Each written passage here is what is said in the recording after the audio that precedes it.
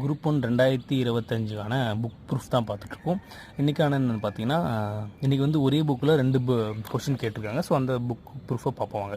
சிவாஜி சுதந்திர அரசாக முடிசூட்டப்பட்ட இடம் பார்த்தீங்கன்னா ராய்கட். இது வந்து எந்த புத்தகத்தில் இருக்குதுன்னு பார்த்தீங்கன்னா 11th தொகுதி 2 வரலாறு புத்தகத்தில் இருக்குது. அந்த மராத்தியர்களில் அரைய நேரத்தில் 1974 ஜூன் 6ஆம் தேதி சிவாஜி ராய்கர், இங்கே ராய்கர்னு கொடுத்துருக்காங்க, இதை ராய்காட் கொடுத்துருக்காங்க. ஓகேங்களா? ஸோங்களா, இது வந்து 3வது கொஸ்டினுக்கான ப்ரூஃப் வந்து இருக்குது.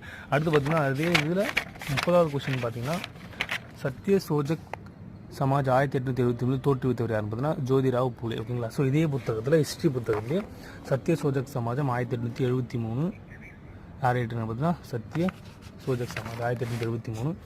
ஸோ இந்த கொடுத்துருக்காங்க பார்த்தீங்கன்னா சத்ய சோஜக் உண்மை தேடும் சங்கம் 1873 நிறுவினார். யார் இவர்? வந்து குலாம் கிரீன் அடிமைத்தனம் நூலும் முக்கியமான நூலை எழுதியிருக்காரு. யார்? இவர் தான் எழுதியிருக்காரு. ஓகேங்களா? ஸோ ஒரே புத்தகத்துலேருந்து 2 கொஸ்டின் குரூப் 2-1 கேட்டிருக்காங்க.